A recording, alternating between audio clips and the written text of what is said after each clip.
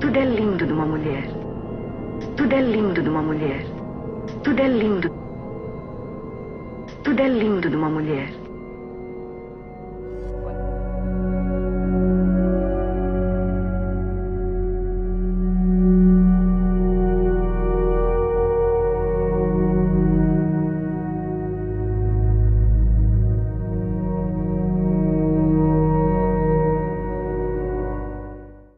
Queria que vocês começassem a falar do filme pelo título. Enfim, é um título meio intrigante. Orvo Foma. Enfim, todo mundo pergunta. A opção foi dar um título estranho também para o filme, para a gente não chamar a atenção para uma performance, porque a gente eu primeiro pensei em se chamar Corpo Sensível, mas ia ficar bem cafona. Orvo é o negativo que a gente usou, e Foma é a química, o kit de laboratório, porque esse filme foi feito numa oficina de revelação em 16mm, enfim. Bom, vocês optaram, né, em fazer uma narrativa mais no formato experimental.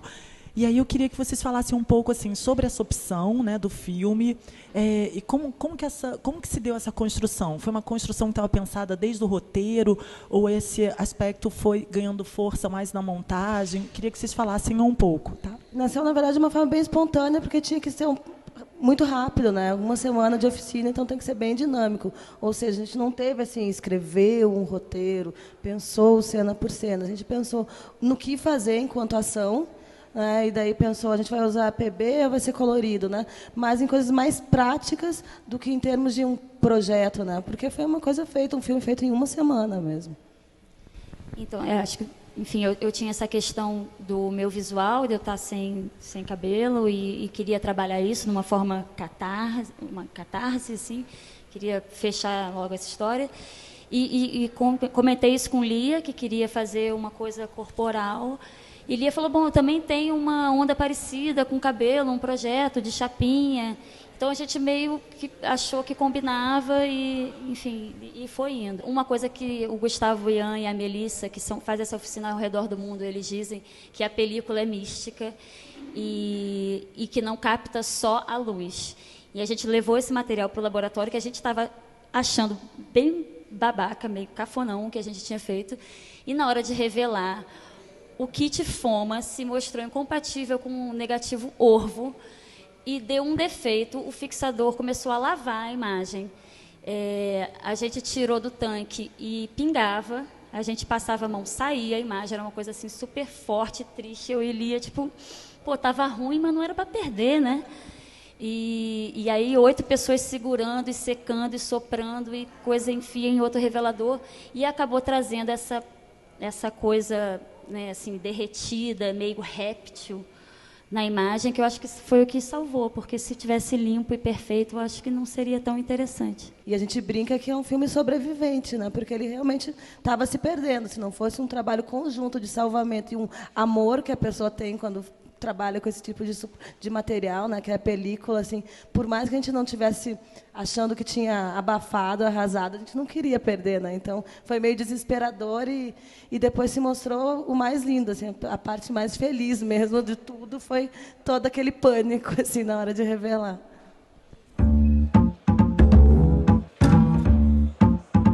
Que destino,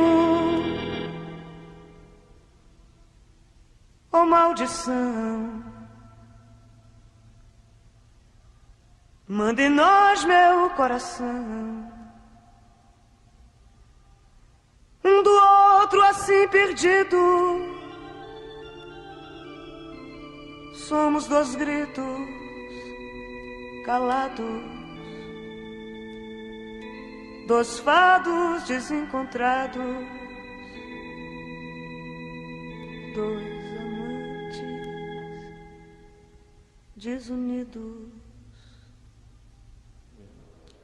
quando eu vi a primeira vez lá em Tiradentes, eu fiquei impressionado com o filme, com a maturidade do filme. O filme tem um olhar, uma pegada muito madura de alguém que você vê que sabe muito bem o que está querendo ali, muito bem, muito coeso, e ao mesmo tempo, revendo o filme, eu percebi que esse é um filme que a gente fica ligado o filme todo, e ao mesmo tempo é uma ficção onde não tem exatamente uma narrativa, não tem uma coisa, uma virada narrativa ou um desenho de uma narração que vai te prender, mas é mais as situações, é mais o momento que você está ali, o lugar onde você está, as pessoas que você está, e acaba que lembra muito uma pegada de documentário, né? E eu queria saber o quanto, enfim, como foi esse processo de ter trabalhado tanto com documentário, o que isso contribuiu para o filme, como é que foi a tua, assim, passagem do documentário para a ficção e o que você incorporou do documentário? Eu acho que o filme ele é bem ficcional no sentido que é tudo roteirizado, decupado e ensaiado exaustivamente, mas os procedimentos, de uma certa forma, eles tiram muita coisa do documentário. Ele tem uma abertura por acaso. Eu trabalho com os não atores, né, não são atores profissionais, tirando um. Também vem um pouco disso, de filmar as situações, de criar a situação para filmar também. Então, se eu estou filmando uma festa, se eu estou filmando... eu recrio, dou bebida para todo mundo, dou comida, a gente dança o tempo todo e depois a gente filma. Acho que são procedimentos documentais dentro da ficção. Mas acho que isso está ancorado dentro de um cinema que eu tenho assistido muito, de coisas que eu tenho pesquisado muito fortemente de cinema contemporâneo, alguns cineastas que eu gosto que tem essa pegada um pouco, que é justamente de causar esse estremecimento entre realidade e ficção, né? E uma coisa, queria que você falasse também um pouco, como é que você mencionou que um é ator, né, os outros não. Como é que foi essa relação, né, assim, de lidar com esses não atores, né, nessa abordagem sua, né, que é uma abordagem desse universo gay, né, do filme? Como foi isso, assim? E como é que foi a escolha também desses não atores, né, o processo de escolha? O processo de escolha, eu e o Dudu é lá do Teatro de Diadema, ele tem um trabalho muito forte com os grupos de Diadema, São Bernardo, São Caetano, e a gente sempre vai muito ali para aquela região do Arocho. No bailão ele esteve muito próximo para a gente encontrar os personagens também, ele foi meu braço direito nisso, e a Flora também. E a gente fez essa pesquisa ali no Arocho, na região da Vieira, do Arocho, um lugar que eu já frequentava, especificamente dentro de um samba gay, que é o samba do Boteco do Caê, depois virou Mus. E lá a gente encontrou boa parte do nosso elenco, mas tem muitos amigos também. A Marcela Betânia é amiga de muito tempo, então são pessoas que eu sempre quis trabalhar também. E foi meio escrito, foi muito junto, assim. Foi o filme que ganhou o edital é um terror. Aí a gente fez esse trabalho muito grande para deixar ele mais interessante, mais vivo dentro daquilo que eu estava querendo mesmo filmar. Aí o processo de trabalho com os atores, existe uma possibilidade de você, obviamente, ensaiar ao ponto de você alcançar um nível muito equilibrado entre eles, mas eu optei muito por um estremecimento de interpretação. Tem ecos de teatro, tem ecos de uma representação para documentário, e que eu fui equilibrando entre eles, muito dentro do trabalho do Pasolini, que eu gosto muito, que ele fez isso na trilogia da vida. Ele falava muito disso, né, que se você quer trabalhar com atores e não atores, estremeça-os, né, não tente polir um em relação ao outro. Então, acho que é esse estremecimento que o Fassbinder fez também, que é outro cineasta que eu venero. Então, assim, vai muito desse tipo de trabalho de ator que eu gosto. Eu queria só que você comentasse um pouco o final do filme, que eu acho que é um final assim incrível, né, quando chega a Maria Bethânia. Queria que você falasse um pouquinho dessa opção sua. O filme, para mim, em todos os sentidos dele, ele fala muito da iminência da perda da pessoa amada, né? Eu acho que o tempo todo tem esse signo das pessoas que passam pela nossa vida, pelo contato erótico e depois desaparecem. E é muito assombroso, sempre muito assombroso para mim. Eu sou muito amoroso, assim, né? Nem afetuoso, eu sou muito amoroso. Então, sempre foram situações que me apavoraram em relação à vida. É o fato de conhecer uma pessoa que vai desaparecer, e conhecer outra que vai desaparecer, conhecer outra que vai desaparecer, porque faz parte do universo do desejo também, esses desaparecimentos. Então, ele é um filme todo regido por essa iminência. E mais do que a Bethânia, essa música da Bethânia, que é um fado, Maldição, um fado que eu gosto muito, que a Amália gravou, foi a primeira gravação da Amália em televisão, inclusive. Ela sempre me tocou muito nisso, a maldição da solidão. Então era muito forte. E, de uma certa forma, eu queria colocar... aquilo entra no filme, não estou querendo explicar também, aquilo entra no filme muito como... questionando se essa maldição realmente ela pode ser quebrada, se ela é válida, se esse abismo entre os personagens é realmente tão grande, se não é uma fronteira imaginária, como um amigo meu falou, e se não é uma fronteira simbólica. Então, acho que foi um pouco isso a intenção desse fado entrar ali e dessa situação de encantamento, porque no filme tem esses dois momentos de encantamento, primeiro são os africanos e depois a Maria Bethânia, que quase parecem um supapo na realidade, né? Como se a gente precisasse recorrer ao encantamento para poder se livrar dessa solidão, do individualismo que eu vivo, que eu sofro disso, né? Então, é muito pessoal, assim, são imagens muito pessoais, e é muito dessa iminência da perda. E eu acho que Maria Bethânia canta isso muito bem. E Marcela Bethânia, minha grande amiga Marcela Bethânia, é a Maria Bethânia cover há 30 anos.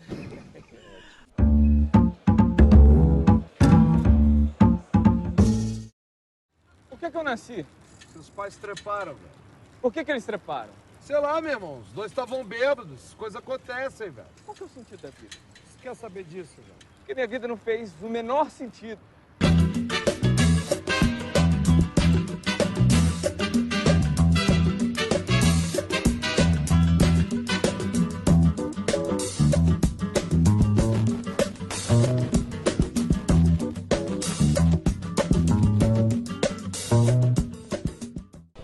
Felipe, o filme tem é muito forte a questão do humor no filme, né? E acho que vocês construíram de uma forma assim, num timing muito engraçado, né? Muito engraçado de tempo de montagem, dos personagens também, né? A própria caracterização assim da direção de arte, do figurino, né? Que é aquele personagem, né? Que vestido com toda aquela indumentária. Claro. Então, queria que você falasse um pouco assim, como é que surgiu essa ideia do filme, como se você poderia falar um pouco assim dos atores, né, que eles estão muito bem. O filme foi feito, o roteiro foi feito por Montana. O Montana é o Deus.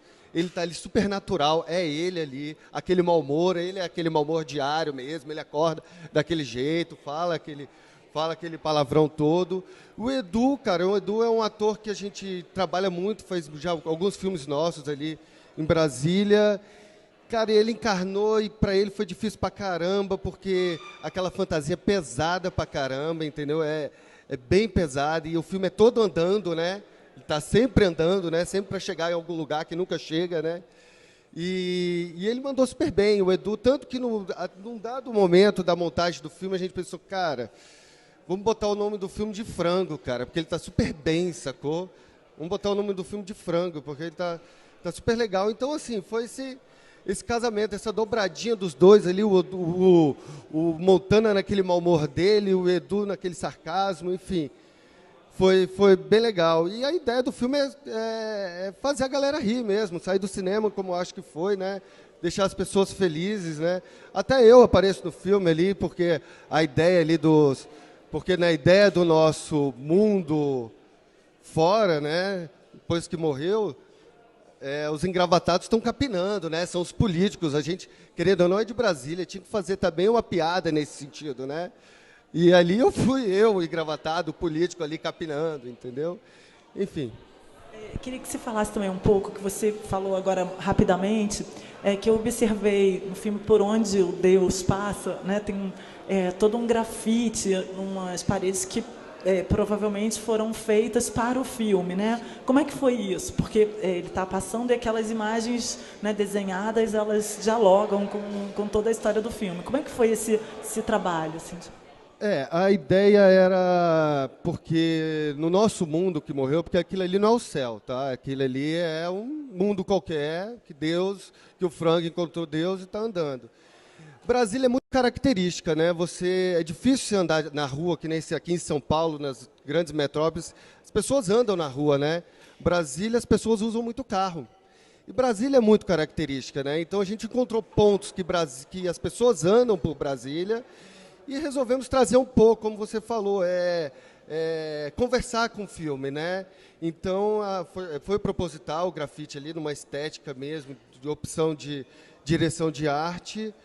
e foram pontuais mesmo. Você vê alguns ali tem tipo pé de Deus nas nuvens, né? E é um filme que tem assim um forte diálogo com o público, né? Na sessão que eu vi aqui no festival, né? O público reagiu super bem. Como é que tem sido assim a exibição deles? Como tem sido esse diálogo com o público? Tem sido ótimo, na verdade. Graças a Deus, né? O filme está sendo muito bem recebido. Acaba sendo um filme que consegue conversar com pessoas, com público de todas as idades. Então é muito legal você sair da sessão, as pessoas te cumprimentarem, falar que seu filme foi legal, que deu risada. Que aí o nosso objetivo foi alcançado, né? As pessoas se divertirem mesmo, né? Darem boas risadas.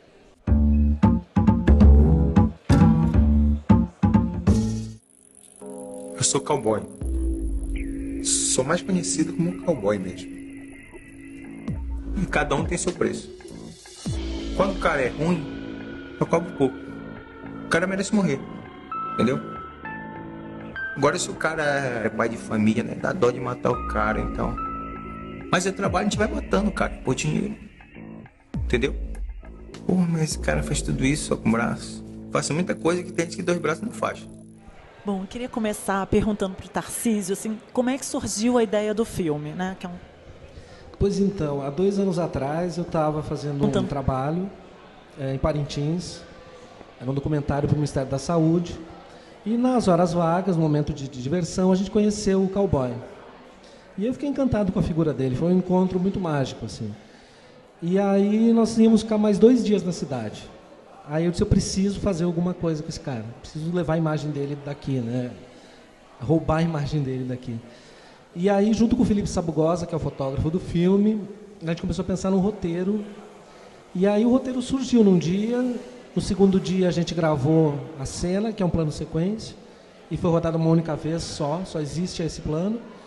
E horas antes de ir embora de Parintins, a gente gravou os offs, as entrevistas. Então foi uma coisa de um encontro muito rápido, foi pensado de uma forma muito ágil. É um filme simples, mas feito com muito amor, foi muita vontade de realizar naquele momento.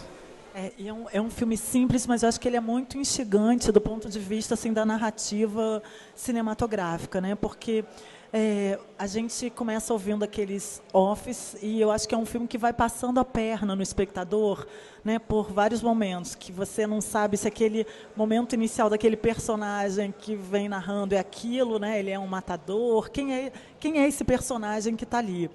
E daí eu queria que vocês falassem um pouco assim, como é que foi a construção desse texto, dessa voz off que vai conduzindo o filme e que vai mudando, né, de tom, que tem assim várias viradas, né, no filme de plano sequência com um personagem só. Queria que você contasse um pouco como foi essa construção desse texto. Teve uma coisa muito bacana, porque a gente trabalhou com elementos de ficção, né, mas trabalhando com situações de documentário também. Ou seja, muitas partes das 3 histórias são reais e grande parte é mentira, né? E o que foi bacana para mim, na verdade, foi trazer o personagem para dentro do processo. Porque o Everaldo, que é o cowboy, ele assina a colaboração de roteiro com a gente. Porque ele ajudou a gente a criar as histórias. Então tem um jeito dele de falar e de contar e de dizer as coisas que é muito próprio dele. E foi surpreendente, porque no momento que a gente começou a fazer entrevistas que não eram verdade, enfim, foi muito legal ver ele trazendo novos elementos. Então, em vários momentos, ele surpreendia a gente com resposta de perguntas que totalmente inesperadas, assim, as respostas dele. E acho que isso fez total diferença nessa relação, sabe? A gente tinha um personagem, mas ele estava dentro da história, ele estava criando com a gente. E só por isso que funcionou, assim, no final, o sentido do filme que eu imaginava, assim, pela participação dele. Esse off foi gravado depois que vocês filmaram? Ou primeiro pensaram no off, gravaram e rodaram? Como é que foi isso? A gente gravou a cena num dia e esses offs foram gravados no outro dia. E foi tudo criado muito rápido mesmo, e as histórias só ganharam corpo na hora da entrevista mesmo. A gente ficou lá entrevistando e brincando e criando coisas na hora, assim. E aí o João pode até falar, porque na montagem que a gente construiu, né, essas histórias. Né? É bom ele falar, porque o filme é um plano de sequência e você trouxe o montador para falar dele. Então agora é bom a gente ouvir. É bem provocante, né? Eu estou aqui para falar de um filme que é em plano de sequência. Mas é isso, assim, a gente tinha um pré-roteiro, eles tinham feito um pré-roteiro para guiá-los nessa entrevista que eles fizeram com o Everaldo, com o nosso cowboy. E quando chegou o material, a gente começou a remontar aquilo. E, inclusive, pegar trechos de uma história e colocar na outra. Então, a gente misturou tudo mesmo. Assim. E aí, no final das contas, são 3 histórias que poderiam ser 4, 5, 6. A gente tem ali algumas histórias de cowboys. Né? É uma coisa que não termina, né? E que vai passando a perna na gente, né? Que a gente cria ali uma identidade com aquele primeiro personagem que depois vem... A gente até queria voltar até ao roteiro, porque a gente mesmo não lembra o que está no roteiro e o que se criou de novo. Então a gente queria até fazer essa comparação, a gente nunca fez, mas a gente quer sentar e olhar que filme é esse, que filme que era, né?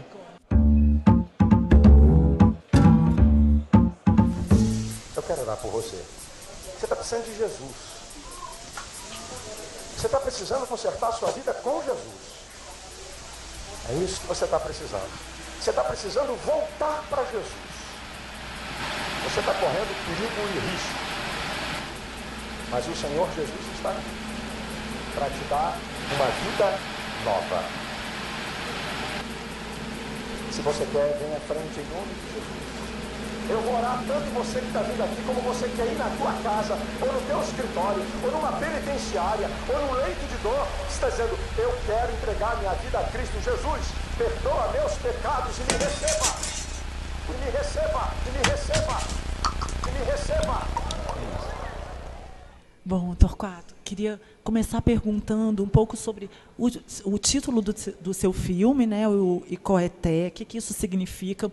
E quando o filme foi exibido aqui no primeiro dia, no festival, quando você foi apresentar, você falou que ele era um filme manifesto.